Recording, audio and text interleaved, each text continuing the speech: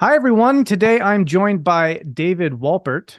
Dr. Wolpert is a professor at Santa Fe Institute and a prolific researcher into the fields of stochastic thermodynamics, machine learning, information theory, and complex systems theory, among many, many other things. I am really excited today to talk to Dr. Wolpert around the issue of meaning, specifically semantic information.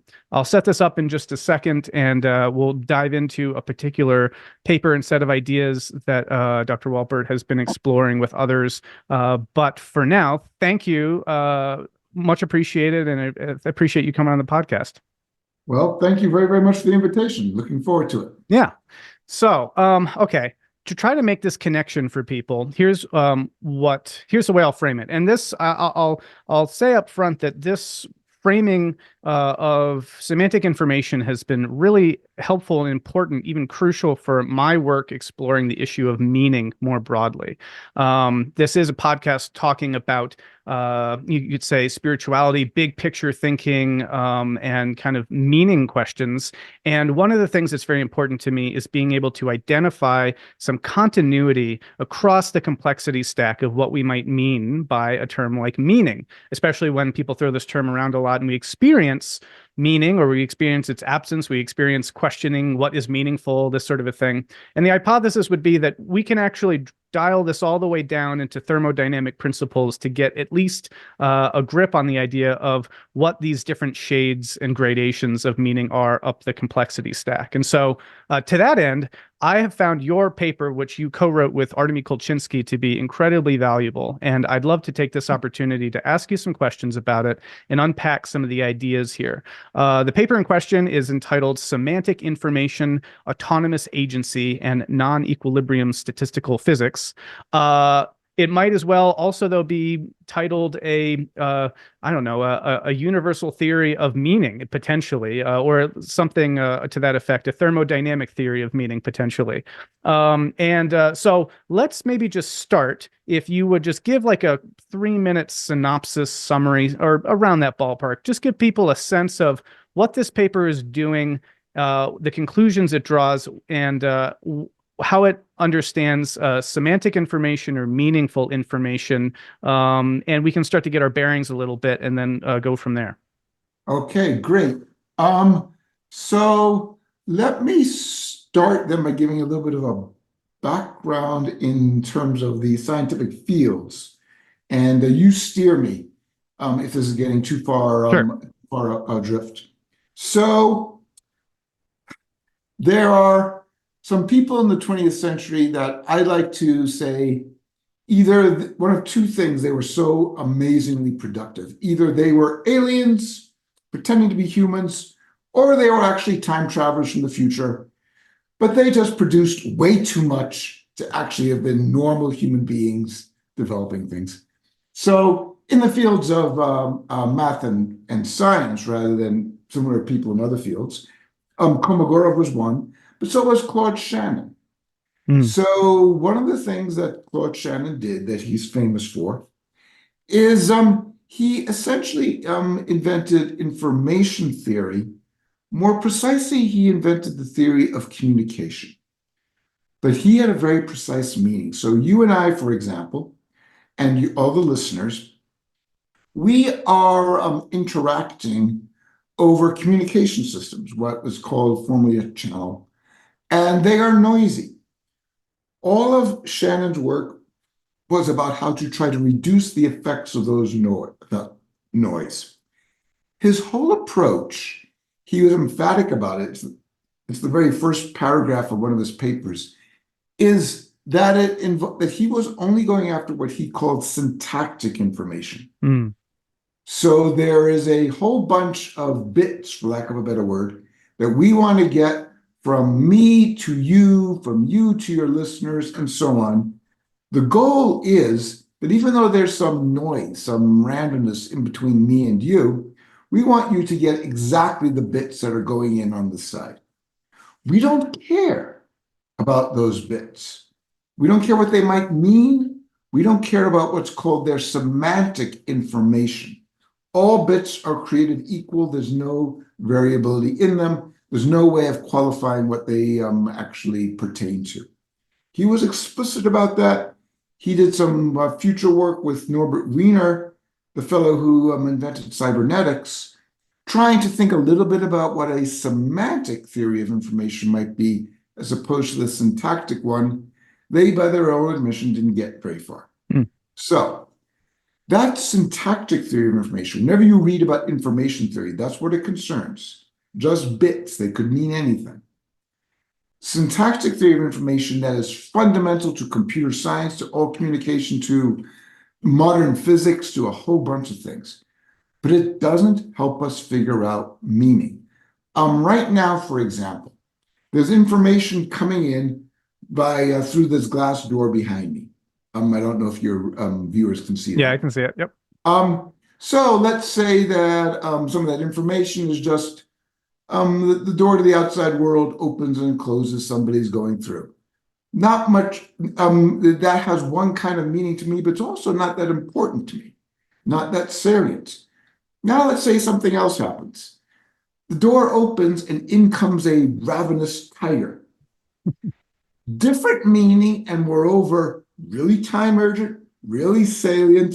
This is something where the subject line says urgent, drop everything, pay attention to this. To Claude Shannon, to everything that people know about as information theory, there's no difference. But obviously to you, me, your listeners, biology, evolutionary biology, and also potentially all other kinds of ways of investing differences, distinguishing between one set of bits and another one. One painting could be a drivel that's just made randomly. Another painting is a glorious Picasso or a Goya or a Velázquez. Take your pick. They're both just the same amount of syntactic information, but oh, the semantics. This is the stuff that's closer to spiritual. We could go into like Japanese landscape painting, et cetera, et cetera. Okay. This has been understood, as I say, going all the way back to Shannon and Norbert Wiener. And people have been arguing about it, debating it, suggesting ways to define it, meaning the semantic information content of bits, ever since then. So well over a half a century. All kinds of ideas have flown back and forth. One of probably the most popular set of ideas, in the sense that just most people have worked on them, would have to do with there's what's called an exogenously specified, an economist would call it a utility function, a preference function. We go back to the example of the tiger and the person. I've got a utility function which says that I must choose my actions in such a way as to not be eaten. And if I don't do that, then my utility is really low. Like, and I don't exist anymore. Whereas my utility function doesn't really care that much about which of my collaborators, my colleagues here in this building are going out that door.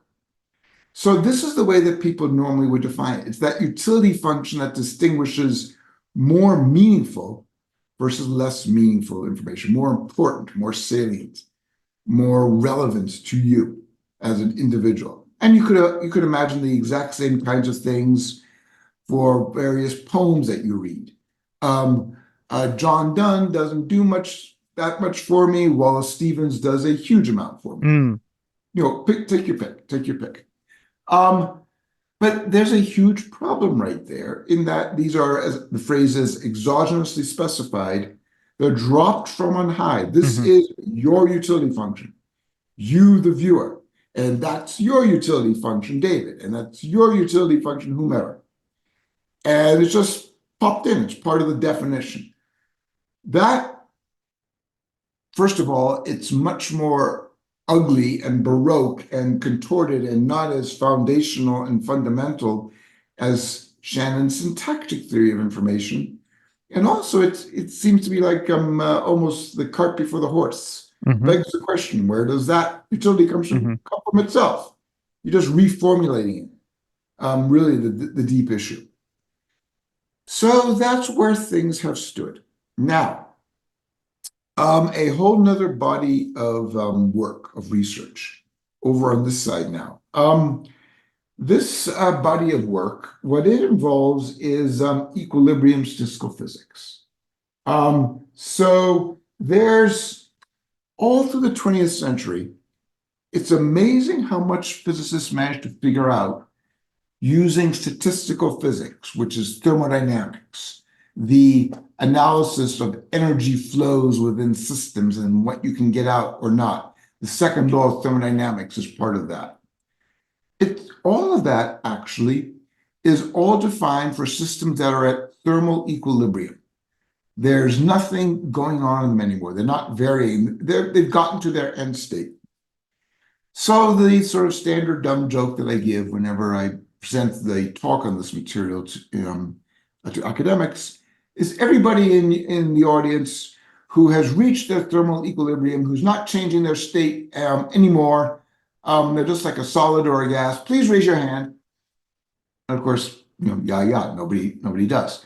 Because everything interesting, so to speak, is for systems that are very far from thermal equilibrium. Mm-hmm. So here's the thing, equilibrium statistical physics doesn't tell you anything about that. Okay, so these were just two separate kinds of things. Well, okay, semantic information we don't know anything about, and statistical physics, amazingly rich, but hasn't actually been able to deal with all these interesting kinds of systems which might have meaning, or might experience meaning, like your brain is not equilibrium. And so they're just sort of sat. Now, at the beginning of the 21st century, the major revolution actually occurred in statistical physics, which is basically non-equilibrium statistical physics. It's sometimes called stochastic thermodynamics. This field has basically, these brilliant people, figured out how to modify statistical physics to be able to apply to systems that were arbitrarily far from equilibrium, flopping around, doing all kinds of funky things. We've now refined our understanding of the second law. All of this has been used, experimental confirmations and things like RNA and DNA and what are called quantum dots and CMOS circuits and digital circuits and things like that. It applies at all scales. It applies to you and me. Fascinating stuff. The physicists doing it, brilliant people, but like so many scientists, in particular physicists, and I can say this having once been one, they don't understand what it is that they've got. They're so heads down and trying to just figure this out that they don't realize the potential consequences. So that's where things were until I stumbled on the idea of, hey, maybe stochastic thermodynamics, which deals with off-equilibrium systems like my brain, which is looking around at the universe and ascribes different meaning, different semantic information to things, maybe stochastic thermodynamics can give us a way from maybe not first principles, but very much closer to it, to actually figure out, so to speak, what the utility function should be. Yeah. How to give meaning to things, semantic information. So that is the rather long-winded lay of the land. Okay, cool, great. Very nice, David. You've given me some buzzwords. I can maybe now go look them up online, get myself all confused, and decide that you're just another blathering talking head.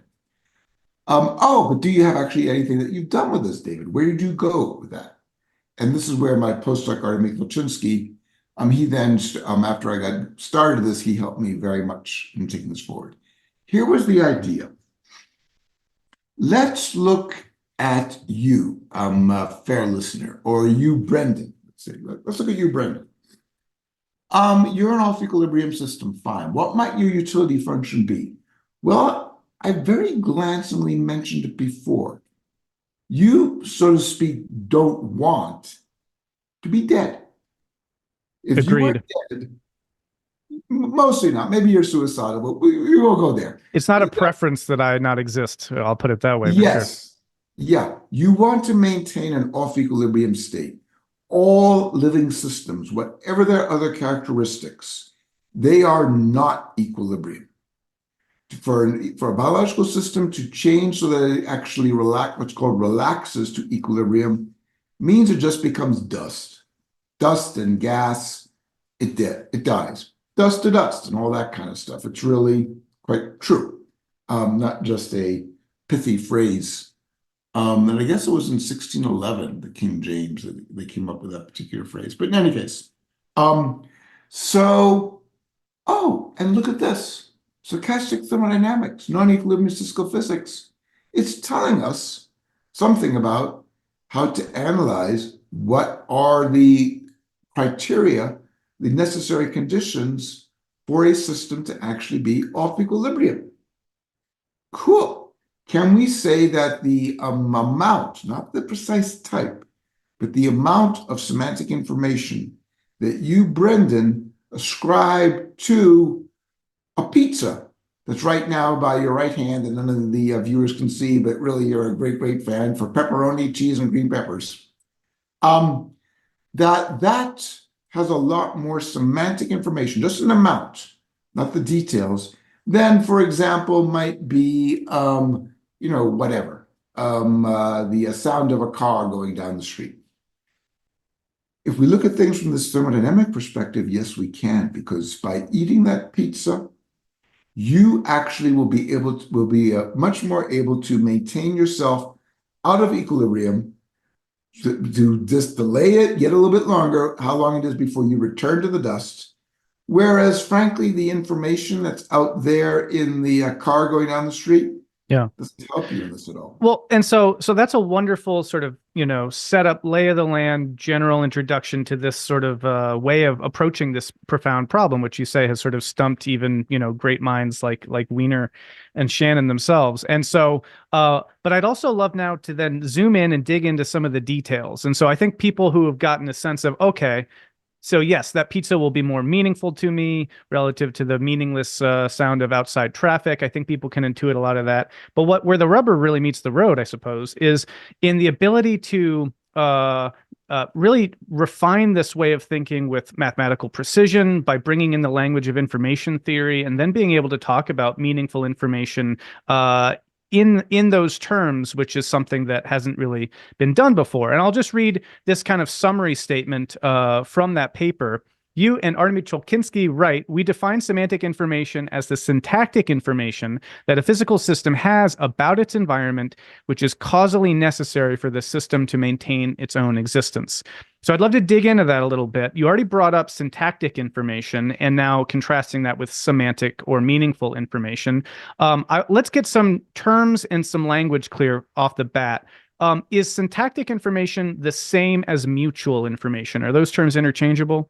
Not quite. Syntactic is everything in information theory. So first of all, yeah, great support for what you're saying. There's a professor I had in grad school, and this might be a fake memory, but I think that he actually said this during one of his courses. If you ever talk to me using just Latin letters, in other words, just words, I can never be sure that I really understand what you're talking about. But if you talk to me using mathematical symbols, equations, in other words, now I actually have a much better chance of knowing what exactly it is that you're saying and what the substance is. But and so not only that, but also one of the big advantages of math is it keeps you honest. When you formalize things using math, you now understand, well, does this really actually hold water? So let's now do exactly what you just requested. This is actually bringing in a third body of work. Causality, how to define causality. There's this famous, brilliant, I think he won like the Turing Award and ACM Award, computer scientist. His name is Judah Pearl. And he came up with the following definition of causality, and which is then expanded into causal information flow. If I've got two systems, the first one at one moment in time has a causal effect on the second one if it is such the case that if we modify the information channel between them by basically getting rid of it, then that has consequences for the dynamics of the second one. It's an interventional definition of causality. And so we exploited that. So here's the idea. The semantic information content, the amount of it, of that pizza by your right hand, the pizza is not what has the information. I'm sorry. It's your knowing it is there versus Mm. not knowing where it is in your house. Hmm. The semantic information content there is defined as follows. Let's look at the causal information flow. If we were to interrupt, destroy that communication channel by which you, by your sense of smell, your eyes, whatever, can actually tell where that pizza is, let's destroy that. What would be the consequences for you in terms of your ability to stay off of thermal equilibrium?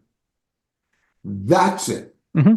Then we actually, to define things a little bit more carefully, we said, well, the way that we're going, but how much am I going to use the amount? So I destroy that communication channel. How much information is there that I am now not allowing you to have? And that is the actual, what you referred to it before, that's the mutual information. Yeah. Okay. Well, wait. So just to clarify that slightly. So then mutual information, is that a subset of like syntactic information? Yes. Okay, so syntactic information just captures all the Shannon information stuff, the bits aspect, but then the mutual information is specifically the correlation between an entity and its environment in informational terms. Is Yes. that right? The mutual information right now between my ears and your mouth is basically saying how much more information do I get about, this is getting a little bit weird, but how much more information do I have about your mouth, given the state of my ears, Yeah. compared to if I did not have access to my ears, but only prior guesses about the state of your mouth. Yeah. How much extra information, syntactic information, does it give me? Great. So that's helpful. Now, here's a question though, because what this raises for me is then we're in the challenging position of having to translate things like pizzas and traffic noise and ourselves into informational terms. Can you explain how that's done? I mean, I presume it's a lot easier to do with less complex organisms, but maybe not. Talk a little bit about how we go from talking about things that people will readily recognize, like, oh yeah, the pizza is by my right hand, and that's meaningful to me. How do we translate that into this mathematical language that can allow us then to make informational sense of that? Excellent. So, a very, very clean example of that is what's called chemotactic bacteria. Hmm. So, there are many bacteria that what they live on is just biochemicals of a certain sort that have a lot of glucose in them that happen to be in their environment. They're swimming around in some pond somewhere, and they want to find these particular chemicals. They're not glucose, but they're things that can be metabolized into glucose. How do they do that? These are just simple single cell bacteria. Chemotactic bacteria, what they do is they actually have sensors, what they're called receptors on their cell wall, where you got this bacterium right here. This side of its cell, of its wall, is detecting more of the chemical that it wants than that side. This, in a very, very simple process, well, relatively speaking, inside the cell, the actual biochemistry is horrifically complicated, never mind that. Conceptually, very simple thing. When it's detecting more on this side than that side, it moves towards the direction where it's detecting more. These are called chemotactic. They live on this particular chemical stuff. Hmm. So let's say that so there, the information channel is the pattern of chemical stuff in the water, and that is that's the source of it. That's the equivalent of your mouth, to be talking about, to go back to the previous example. And then the equivalent of the ear for that bacterium is the receptors it has arrayed around its surface. Hmm. So what we would do there is the following. There is a probability distribution over possible patterns of this chemical in the environment of this bacterium. There's also a probability distribution over the state of its receptors. Two different kinds of things. Everything, by the way, in statistical physics, in due to Pearl's causality, in syntactic information theory, all of it is in terms of probability distributions. Hmm. So that's where these are coming from. They're just not They're not being just dropped in from on high. So there are these probability distributions. Probability over what is the chemical distribution in my environment, and probability over what is the states of the receptors on my wall.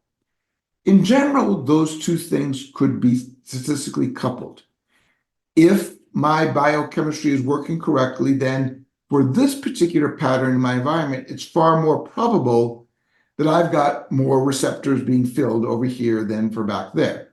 Whereas if instead the source of the chemicals is over here, then there would be a different pattern on my wall. So these two things are actually correlated. They're statistically coupled. That coupling is what mutual information measures. Pearl said, oh, the causal connection between the particular state of the chemical, the particular pattern of the chemical of the environment, and the state of the receptors. They are causally connected. The one is, the pattern is causing, the pattern of the chemical is causing the pattern of the receptors. The way to quantify that, according to Judah Pearl, is to say, well, let's just pretend there's complete noise that are coupling these. So before these chemicals quite get to the receptors, there's something in the environment, just imagine it's just a mathematical thing, that completely scrambles it around. What are the effects on the actual distribution over states of the receptor? That's how Pearl said that that's the way to measure the causal information flow. So we're using mutual information to relate the two, which is just Shannon's syntactic. Pearl's then saying to look at the causal relationship. Then we must do this intervention. And then Artemi, my postdoc, and I were coming in saying, oh, very, very nice. That machinery, we're now saying, okay, and then the amount of semantic information in that particular signal is going to be quantified. There's multiple ways of quantifying, but one of them is by, if we intervene, does that make you die? Does that change how far off of thermal equilibrium you are? So the idea is the amount of semantic information of the pattern of chemical in the environment to that particular cell, that particular bacterium, is defined by, if we were to scramble that information of that pattern, so the receptors of that bacterium, they just get noise. They now are no longer being correlated with that pattern of chemical gradient. Does that cause it to die? Therefore, get closer to thermal equilibrium. So and that's the third leg. No, and I think, it's brilliant and incredibly helpful and incredibly profound, actually, because again, as I intimated at the beginning, my hypothesis is that this scales up the whole complexity stack, but becomes increasingly complex as you move up. And in fact, in a 2018 paper by Carlo Rovelli, I think it's in that Wandering Towards a Goal collection, he basically suggests as much that, and he draws a distinction between indirect semantic information and direct semantic information, where some things aren't immediately going to maybe lead to your viability increase or decrease, but they might indirectly so. And what I'm kind of gesturing to with all this is that this seems also like something that gets profoundly difficult to track given all the variables involved here, especially as you're dealing with highly complex entities in highly complex environments. So two questions related to that. We'll stick with the chemotaxis and the bacterium. Is this something that's actually being measured?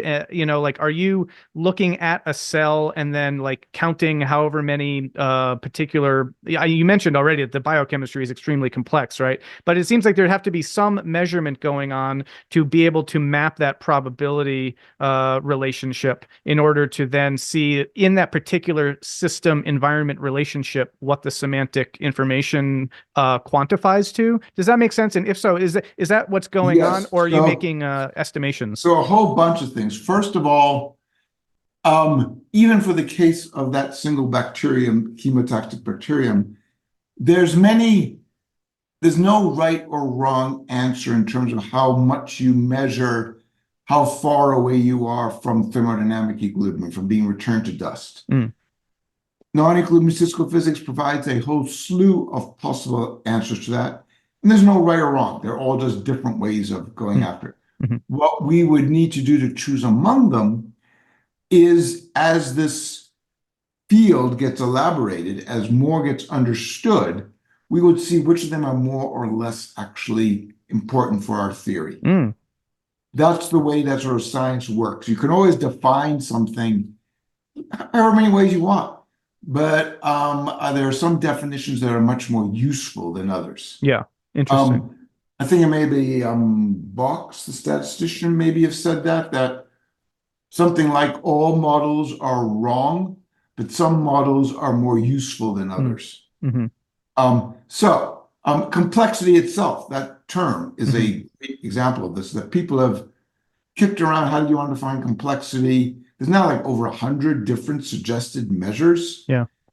And arguably, the way to actually figure it out is to simply say, well, this particular measure is actually useful because I can use it to do these other kinds of things. Yeah. Otherwise, it's just sort of filling in terms in a dictionary. So that's the first point, that there's many different ways that we don't yet know which of these possible measures suggested by non-equilibrium statistical physics is actually going to be the most useful one as the field develops. Mm-hmm. So that's point one. Point two, yes, you can actually measure it in real physical systems, things like chemotactic bacteria.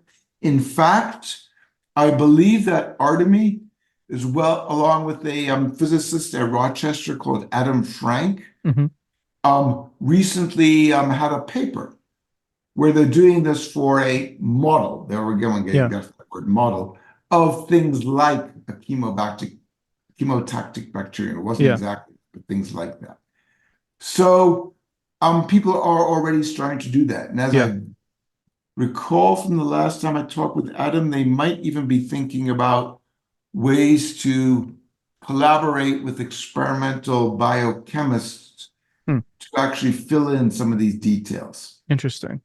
But so I'm not sure about that. But then when we get to more and more complicated systems, I would actually go the other way. I would say one of the advantages of the whole semantic information through stochastic thermodynamics, causal information flow, one of its advantages is it cuts through the morass of complexities. One of the great challenges of complexity science is that if I'm going to be looking at you, your brain, your neurons, my God, we've got whatever it is, what's this, like 10 to the 10, I think you have 86 billion neurons or something like that. And they've all got in the order of many hundreds of synaptic connections, and it's way off equilibrium, and nobody's really got a clue as to what's going on and all that. There's all kinds of hand waving about what's called the critical brain hypothesis and this, that, and the other. But it's beyond us right now because it's too complicated. But let's instead look at the lens of semantic information to go to indirect, as Carlo was referring to it, rather than direct. That just means it's time extended or not.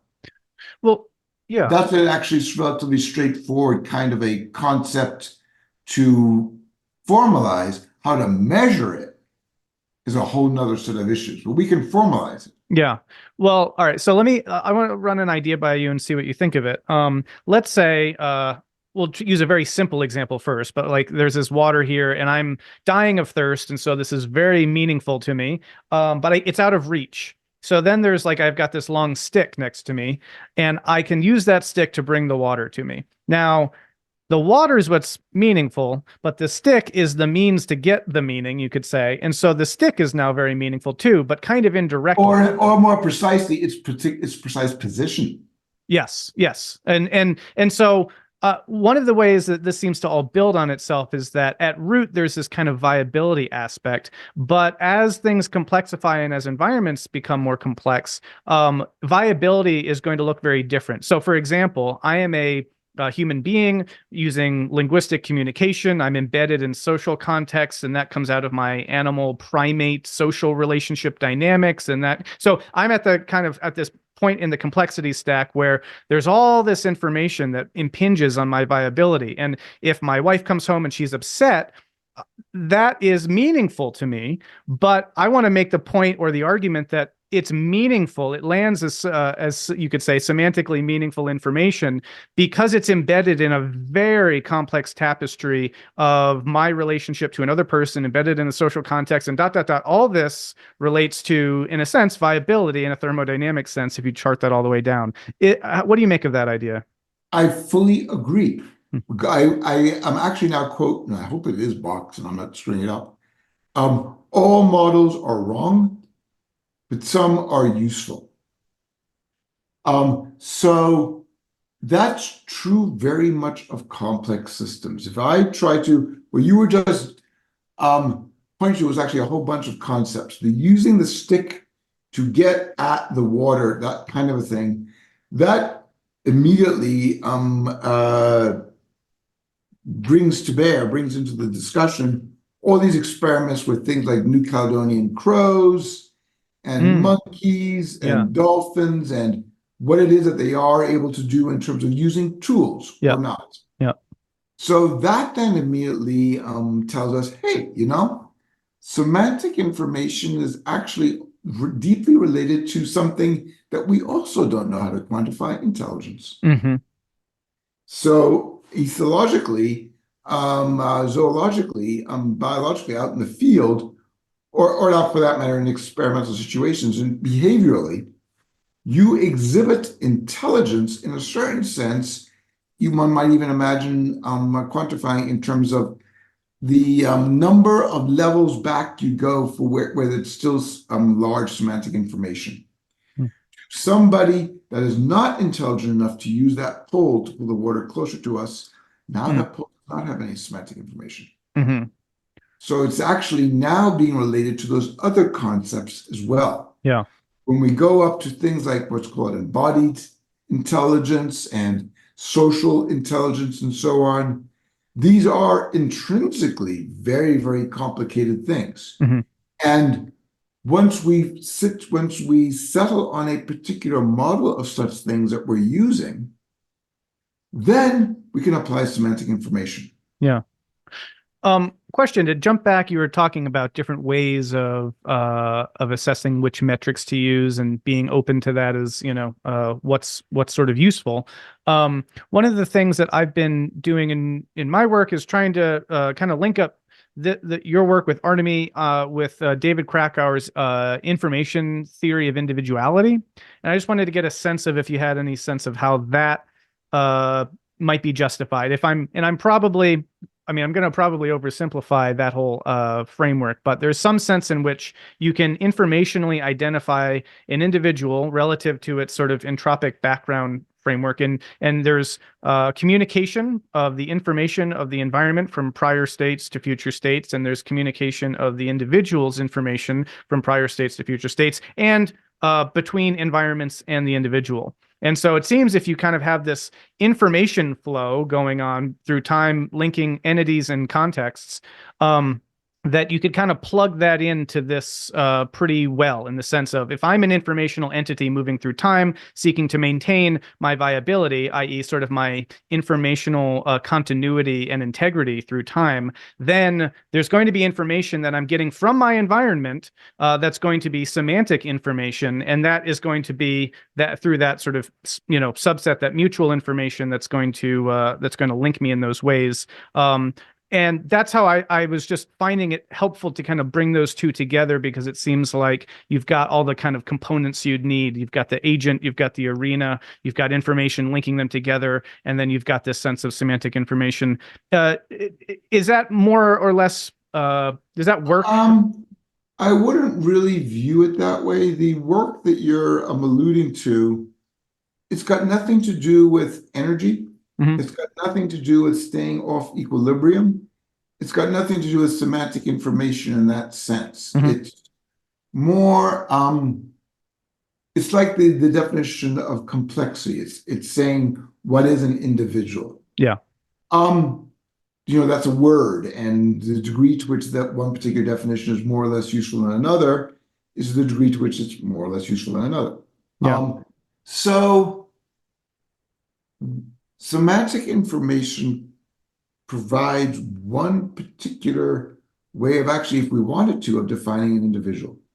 Hmm. An individual, if I give you, so both bodies of work consider the sandbox that they're exploring is I've got a big system and I want to be able to identify subsystems within it as the autonomous individual, the agent, Hmm. where the rest of it is the environment. Yeah. I want to be able to make that identification. Hmm. Semantic information, this has not yet been explored, something we thought about, I think it's mentioned in the paper, or it should be, is it would say, here's a way to answer that question if we also have extra information about energy. And so therefore staying off of equilibrium and things like this. Hmm. The individual is that subsystem that is getting a lot of semantic information from its environment. Hmm. That is a hypothesis. So in a certain sense, one might say, one ought to be careful, but it's certainly going to be related to the notion of it's going to have to be an individual. Because if I'm not an individual, well, even then we need to be very, very careful because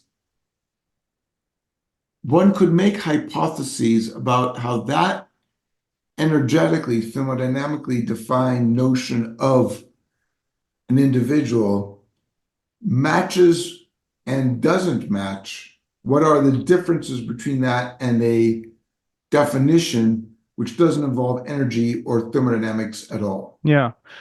Well, yeah, I mean, so one of the things that's incredibly powerful about the paper that we've been talking about is that this applies not just to living entities or complex social humans. This can talk about all thermodynamic entities essentially, but especially things like dissipative structures and tornadoes, hurricanes, things like that. So this is a form of meaning or semantic information relationships that go again all the way down the complexity stack.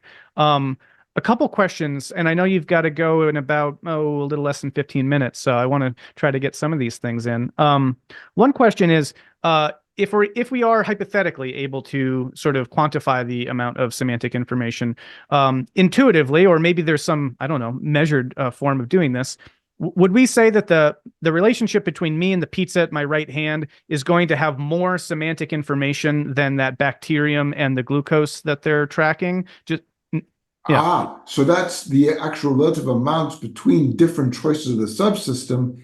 It could provide that to me. It's going to depend. If I have an upset stomach, so I can't actually digest that pizza, the answer is no. Hmm.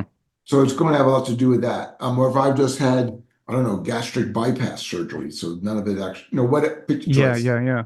So it's going to depend on these things. But here's like the dream that this might one day, it almost definitely does not, but it might one day end up having gestured at the foothills that led us to being able to do something like the following. Let me give you a very detailed description, characterization, time series formalization of the precise dynamical states and energy flows and probability distribution flows and so on, 1,000 kilometers deep in the red spot of Jupiter. Hmm. Is there anything in there that's alive?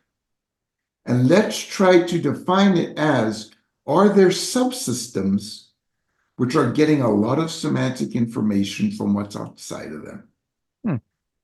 Let me then instead say the same kind of a thing to say the photosphere of the sun. Writhing fluorescences. I don't know if you've looked at things like the videos of these recent solar events that cause these auroras and so on and so forth. But they're these beautiful writhing snakes of solar prominences and things like that. Mm-hmm. They're actually governed by extremely complicated magnetohydrodynamics. There's actually all kinds of fascinating things like the temperature at the surface of the sun and these things is, I think, like 1,000,000 degrees Kelvin. Whereas if you just go down a very, very short distance into the sun itself, it's only like 10,000 degrees. So they actually get massively heated in their dynamics. But in any case, well, could I look in there, and in a science fiction sense, are there actual civilizations, not only living beings, but ecosystems, which just don't live down at our mundane temperature Hmm. using our carbon chemistry, but are all defined in terms of these photospheres of the sun or the red spot of Jupiter? Hmm. Are those also ecosystems, civilizations, other creatures in God's green earth? Are those them? Yeah.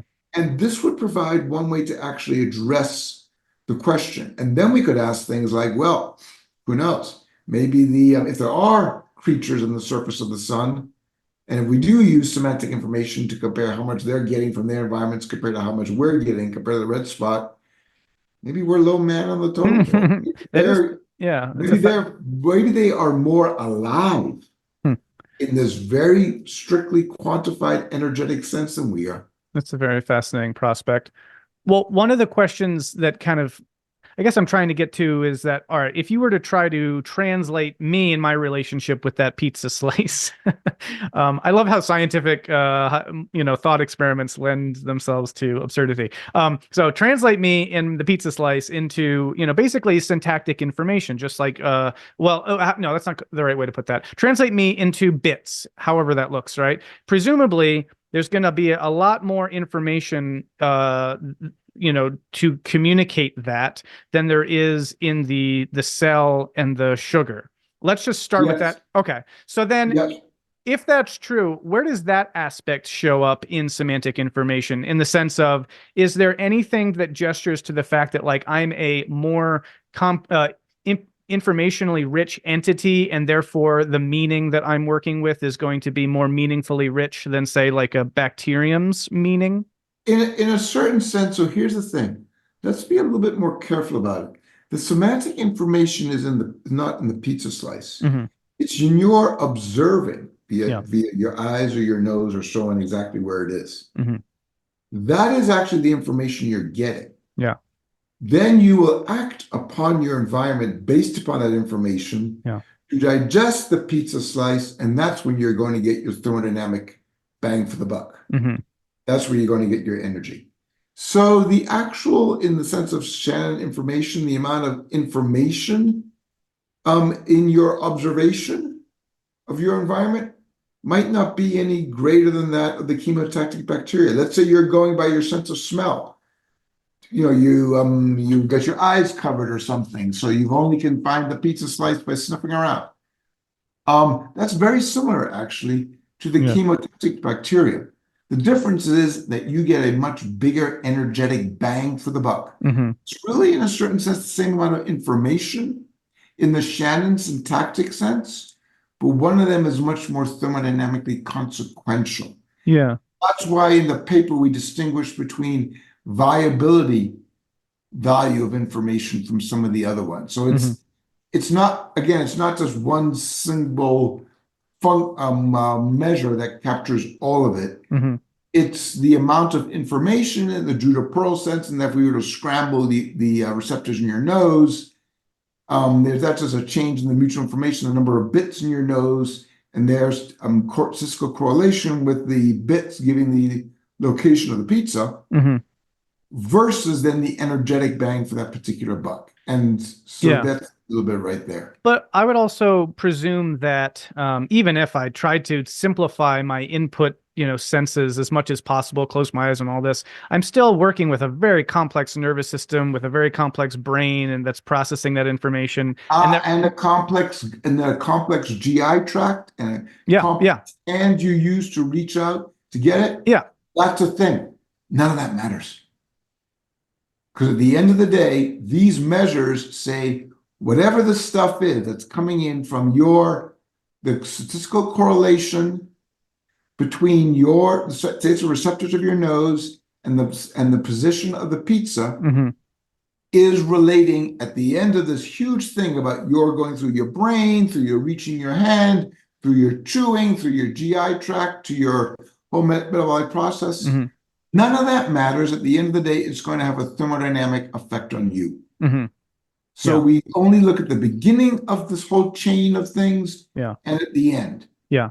We don't care. That's how we can compare you to that bacterium. Right. And so that's very helpful, and it helps me clarify specifically what that paper is trying to gesture to. At the same time, I'm really interested in how through evolution, let's say, even in the broadest sense of kind of cosmic evolution, you get this increase of complexity. And it seems like different information processing systems show up, genetic information processing, symbolic information processing with humans, et cetera. And it seems like those are increased, they're like stacked on top of each other. So you're getting increased complexity Yep. to the information processing.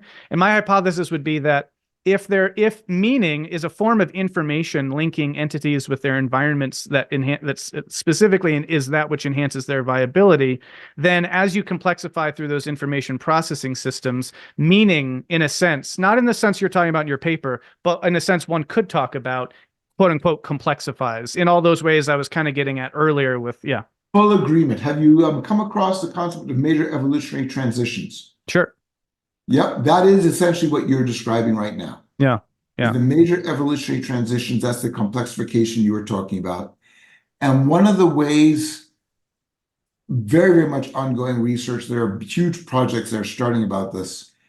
One of the ways of trying to get a handle on major evolutionary transitions out of the context of terrestrial biochemistry is precisely to look to start to try to investigate them in the context of things like semantic information. Is it the case that every major evolutionary transition resulted in greater ability to extract semantic information from one's environment? Is that true? Yay or nay? There's all kinds of stuff. Human social systems, if you look at things like ancient societies and states, it turns out that there's a really deep correlation between the computational power of the society, measured in terms of things like how sophisticated its monetary system is, how sophisticated its writing system is, and so on. Strong correlation between that on the one hand and simple energy use per capita on Yeah. the other. Yeah, definitely. Yeah. And so that is also very much part of it. And there's a whole nother set of projects involving ancient Roman historians and so on, Yeah. where we're trying to investigate all this. Yeah, that's fascinating. And that's the stuff that I'm really deeply interested in. I mean, my background is more in the humanities, social sciences, and that's where I'm trying to take this. And to help land this for the audience too, who, is interested in questions of meaning and kind of an existential sense, in just the last couple of minutes that we've got, how does all this land for you if that is the case, right? I mean, if when we experience something as meaningful, and also feel free to depart from this kind of interpretation, but offer any kind of thoughts or feelings you have about it.